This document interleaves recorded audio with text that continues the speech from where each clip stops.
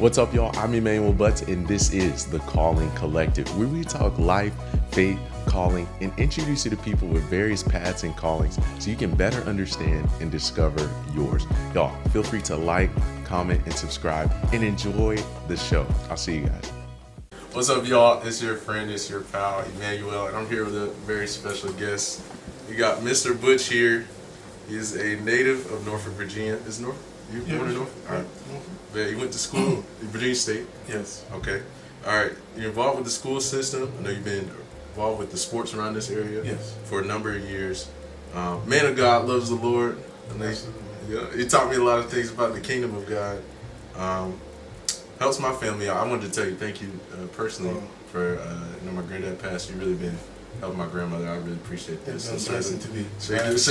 Appreciate you. That's pretty blessing to me. And this is a staple in the Norfolk community, and I just wanted to introduce Mr. Butch, Mr. Melvin.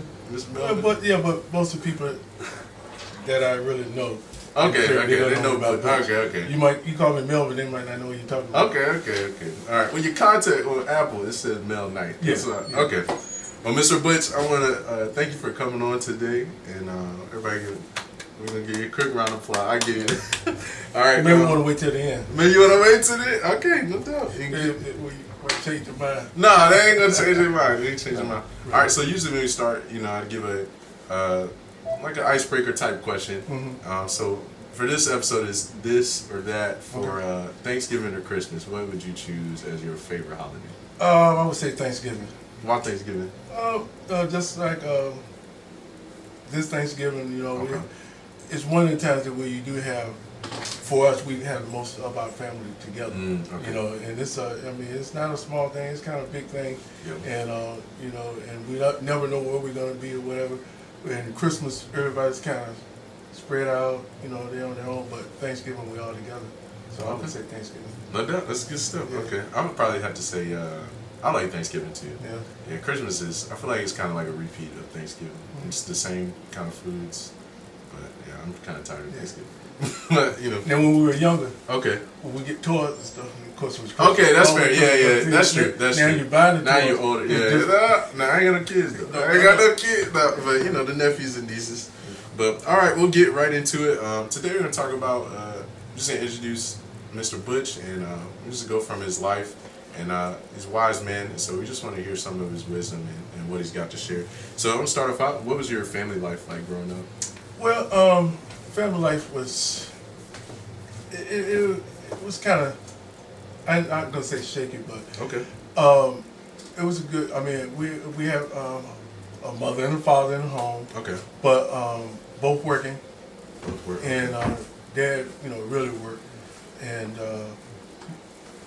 we were not really as close as a family as my family is, or my wife. Did you realize that like after growing up, or like did you know pretty much then? Well, maybe I just didn't pay a whole lot of attention to it growing up, because I actually have friends' families that I might have even been closer to, and I had an aunt that I was more closer to even than my own family,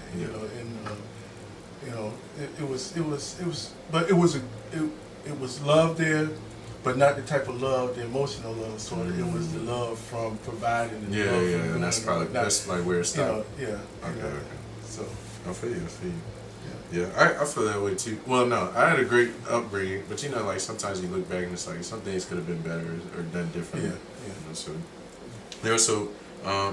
I know you played football, or Sure. Did you start that just in college or before college, or how? Oh no, I started football and I was 8 years old. Okay. I was 8, and it was probably 1968. I started, and I knew then that it's probably something that I wanted to do. And it was funny how I got introduced to it. I had a friend that was a little older, who was actually one of the pillars at Hampton University in the athletic department. Okay. He just invited me to go to practice with him Okay. one day. He was a little older than I was at the time, and I went out there and I saw what they were doing, and so I went back the next day, and I went back there.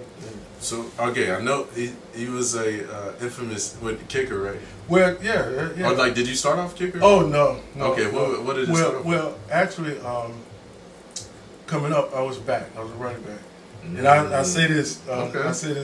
Truthfully. At 9, probably the top in the city. I mean, and we were probably one of the first integrated football program. You know, either teams were all white or teams were all black, and we were kind of like when I said it was 68, 69. That was kind of the first. We were the first one, and we ended up being city champions. And I mean, we literally would get hundreds of people come out to games. Man, that's pretty dope. Yeah, man. Was it the first integrated team in the area? And when I look back now, we probably were. Oh, damn, that's crazy. When I look back, we probably were, because most of the teams were kind of like neighborhood teams or community teams. Okay. But our team was like a community team. So we matter of fact, there was only 7 blacks on our team. But teams we played, they didn't have any whites. Or the white teams we played, they didn't have any blacks. But we were the city champions. So I would think that, like, with black people, like, the team is better, because you know usually like the NFL made up more. Well, like, they were, but because we were a community team, we could pull from a larger area. So we had good kids. We had good kids. We had, I mean, so we you know, and we had a good sponsor back then too. We actually had the Cisco, which is still going on now. Foods, I think. Cisco? Yeah. Oh, they were our sponsor. Yeah. And we were. Like I said, we were pretty good. Okay, that's. I mean, it's a lot of guys on that. I have pictures. There's a lot of guys on that picture that went on. You know, did great things. You know. Okay, that's what's up. Wait, so how'd you get into kicking? Like, how'd you? Well, kicking. I was playing at Northview, and matter of fact, at Northview I was a back, because that's what I was known in the area for. I was known as a running back. Yeah. You know, and I was out practicing. Well, they were out practicing kicking, and they would have problems kicking the ball over the goalpost. And I was like, man, I can do that, man. We do that on the street. That's how we play touch football. Instead of just giving the extra point, we would kick over the telephone wire. The telephone wire was probably about a good 16 feet. The crossbar on football is on the 10. Oh, yeah. So I happened to be, matter of fact, I was in 9th grade. I was flown to JV. And I was kicking the ball, and the coaches from the varsity, they were walking in behind me, and I never knew they were looking. And so when they came through, they asked the JV coach, who's that guy with us? So the next thing I know, I was on the varsity in 9th grade. And see, back then, our junior highs went up to junior high school. We called it not middle school. We called it junior high school. We went up to 9th grade. But I was playing for the high school team. Oh, so they used to let me leave school. Oh, dang, that's pretty dope. They used to let me. That's like the VIP treatment. Man, it was like, because on Fridays you always wore your jersey. I was the only kid in the school that had a jersey. Yeah, that's pretty dope. Playing, the other guys wore theirs on Thursday because they played JV. Yeah. But I was one of the ones. Dang, that's pretty dope. Okay. But from kicking, that's all I did. They moved me up, and that's all I did, and I just continued to do it, and ended up walking on at Virginia State. Okay. And what was that experience like? It was crazy, because when I went there, they had already recruited a guy named Lonnie Richardson, which was from Richmond. He's from Highland Springs, a real prominent high school, first team All-State kicker. And so when I went in to talk to the head coach, he said, we're pretty stacked, where we want to be, but I had took all my kicking gear and all this stuff there when I went down to talk to them in case they had. So I ended up going back out on the field, because there were a couple of guys out practicing on the field. So I just started kicking. And almost the same thing happened in high school, happened at Virginia State. One of the assistant coaches was leaving out, and he saw me kicking, and he literally turned around, came on the field, and took me back into the head coach, said, Coach, we might want to, gift made room for you. We might want to see, look at this guy. He said, but we already set. He said, Coach, we might want to he said, so what would you recommend? He said, let him come back with everybody else in August. Because this was in June that I went there. Okay. Because you were trying to get. I was just trying to talk to the coach and see if I can get out there and whatnot. And so, Mom and them took me to school,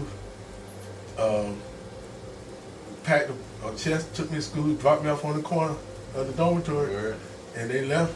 Did you like what you said? Man, yeah, one of the best periods of my life, man. Yeah, that's pretty good stuff. Yeah. Okay, that's what's up. Okay. Yeah.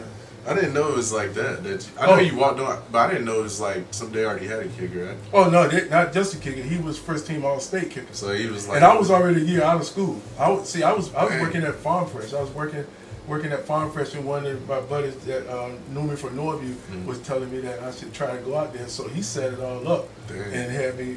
He took me up. We went up there and everything.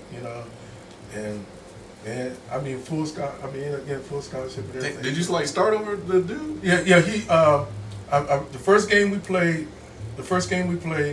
I did miss a field goal, and then the second game they let him kick, and he missed 2 extra points in the field goal. I went in that same game. I kicked. I want to say I think I kicked 2 field goals that game and a few extra points, and ended up getting the CIAA, the conference rookie of the year. Rookie of the week. I got the rookie of the week, and he never played again. What? How dang? He quit. He Dang, ended up that's quitting about 4 games into the season. He left school. Yeah. That's what's up. And look, preparation meant opportunity, and that's a blessing. That's really dope. Okay, so what? I mean, not just from that, but like, what would you say was some life lessons you learned from just growing up, or maybe even like the football stuff? Well, I mean, I learned a lot from all my coaches. I would consider all my coaches. They were great guys, great people, and good mentors. I mean, even from high school, even from the rec league on up to high school and to college, and they were probably the most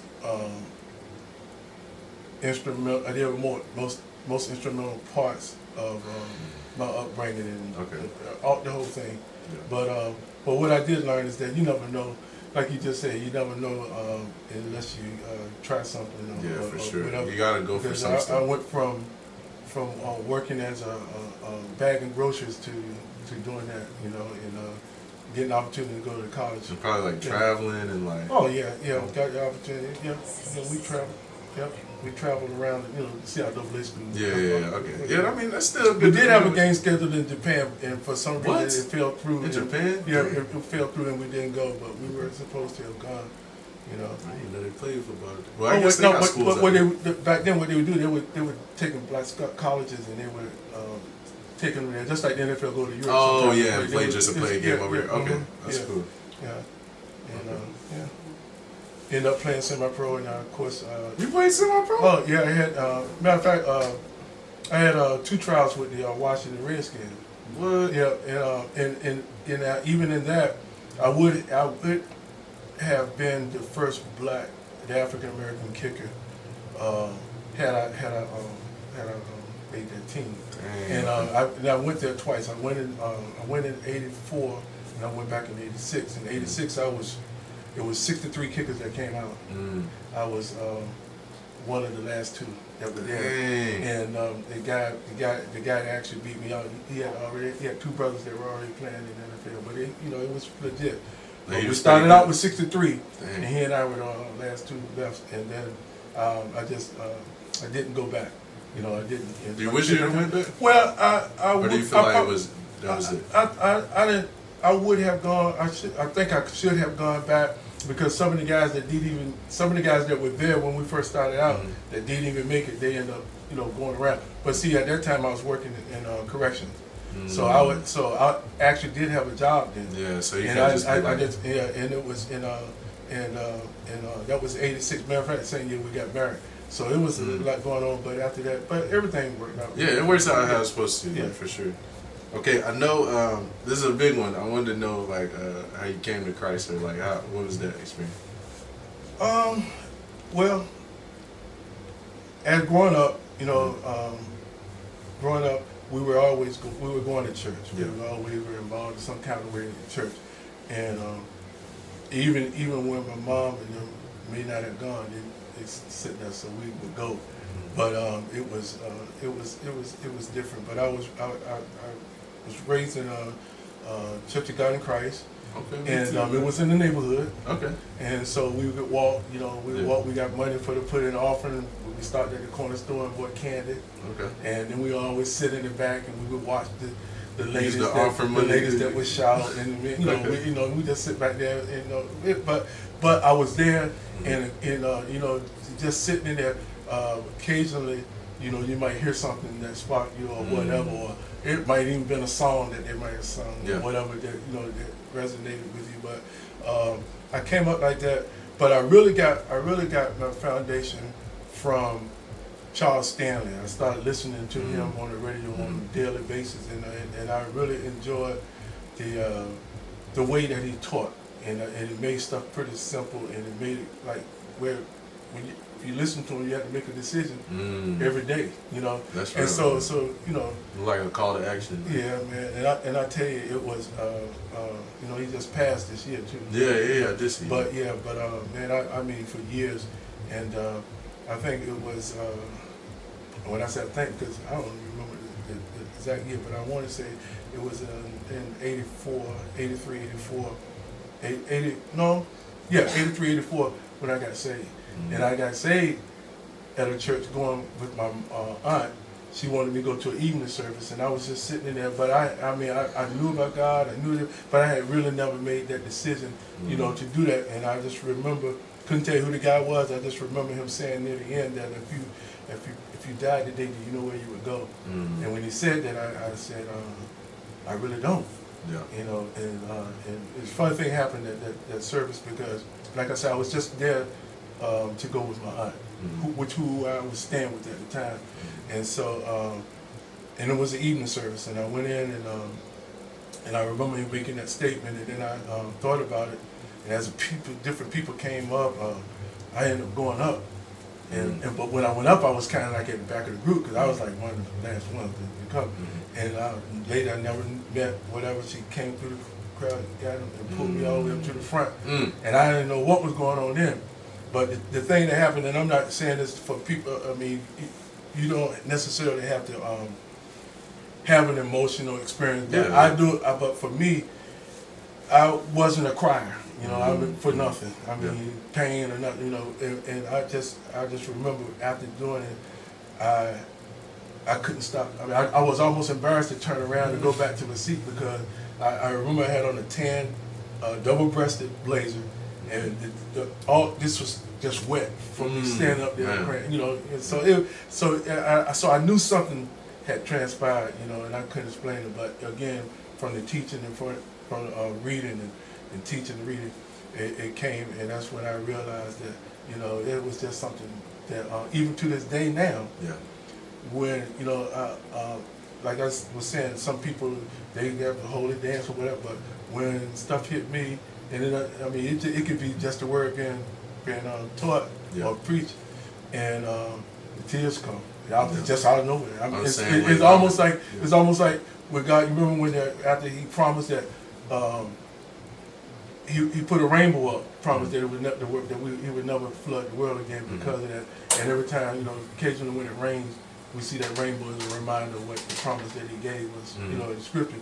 And that, to me, that's the same thing. I said, you know, man, when the word really hit, it's one of those things. It's like the rainbow or crying comes up in me, you know. And so, you know, that's kind of one of those things. You know, it just happens. Okay. You know, and like I said, it's not one of those things that just wasn't a crime. You know. And, I feel it. And it was strange that it happened because it was like I had no control over it. Because obviously I wouldn't have done it. You know? That's right. And I remember that I was because the lady bring me to the front. I was actually right here, and everybody else was behind me, and I probably was one of the last ones to go up. And like I said, never met the lady, and I don't even know if we ever went back to that church ever again. You know, but it was just that, you know, the situation. You were supposed to be there. Dude. Yeah. Okay, would you say, or what would you say is probably like some, I guess some big transformations or like things that, you know, that came from your relationship with Christ? Like, I know it's kind of like a loaded question, but. Well, it helped me. I think it helped me a lot. Being a husband and a father, you know, because I've come to relate God as my father, rather than just God. He was my heavenly Father, and then of course, through the scriptures you see the way that how a father really is supposed to be, and how I depend on him for various things, and it helped me to kind of try to line myself up so that my family and likewise could depend on me, but I always point them to him. But at the same time, it gave me, it helped me in a lot of different ways where I had to be consistent in the stuff that I did. I mean, stuff that I said or stuff that I did that it fit what I was trying to, lead them. For sure. It made you like be accountable. Like, sure. Yeah. Gotta definitely do that. Keep Yeah. OG accountable. All right, I want to talk about this. I know you're super passionate about sports, and so Yeah. is that like every sport, or is that just like basketball, football? Like, what is that? Man, it's all sports, man. I think We getting a sports podcast too? yeah, but I really do think sports is a awesome life. What am I looking for? It gives life lessons, man. Oh, it gives life. I mean, and it gives not only life lessons, but I mean, it relating it to my walk with God. Yeah. You know, one day you're up, one day you're down. Yeah. But you can't stay down. That's real. I mean, you can't stay down because you got the next play That's coming up. real, yeah. You know, or the next game coming up. And I referee also.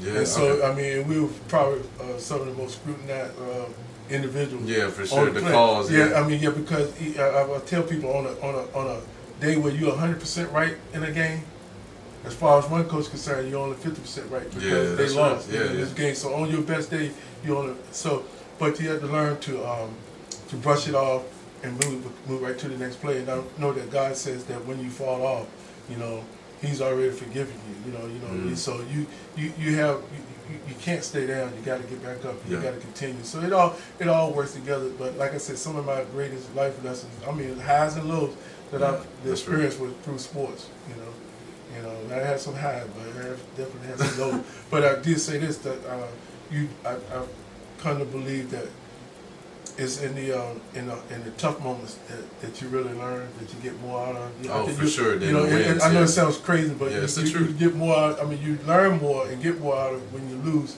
sometimes than when you win. 1,000%. But yeah, sometimes winning don't even feel that fulfilling, you know. No, because but you be glad you won. Yeah, for sure. You be glad you won. But but you do learn.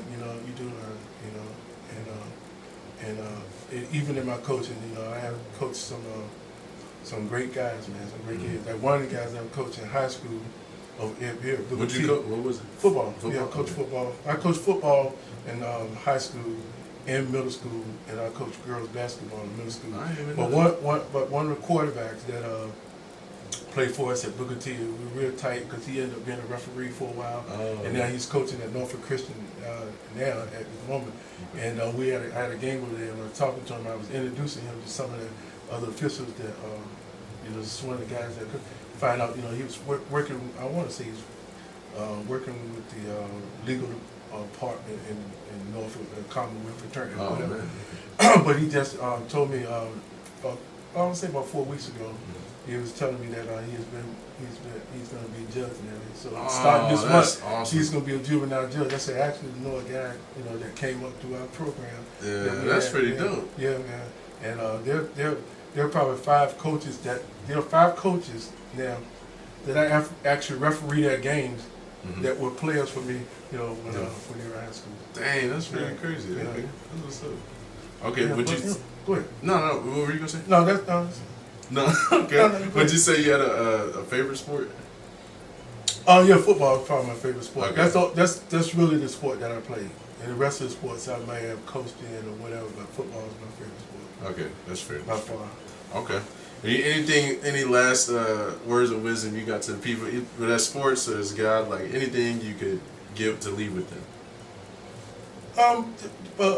Yes, I said, allow your story to be told, because your story of your life to be told, because you never know the people that you affect. I mean, you'll never know all the people that you affected just by living. You know what I'm saying? Yeah, that's real talk. Yeah. Just by living, and no matter how simple it is, yeah, it's still a story, and it's gonna resonate with somebody. I'm just reminded about the story about the fella that was born blind. And remember Jesus said they asked him, so what did his who parents sinned? do? Yeah, who sinned? His parents or whatever. Why was he born blind? Jesus said, well, neither. Yeah, it was for my glory. Mm-hmm. And then when they found this guy that was healed by Jesus, they were asking him questions about who did this or whatever, Yeah. And I was just saying about a simple story. His simple story was, I was once blind, now I see. I don't know what was in the spit that he put you. I don't know all that. Yeah. All I know is that I was blind, and that I see. You know, and that was his testimony. And some people say, well, that's not the way it is a testimony. You know, it's simple, and it's simple, but it's effective. I mean, so, you know, your story, you know, who knows what, you know, who you may impact just by sharing your stories. And just from living. Like you said, that's just good. Living, man. It is. And it's every day. And I said, you know, you said we take one day at a time. Yeah. Well, I've come to say we take one moment at a time, because That's it's not a day. I mean, it's a moment, each moment. Because that's like I said, each moment. This next moment you could be knocked down or whatever, but the next moment you got to be up, because, you know, that's just the way life is. You know? We travel.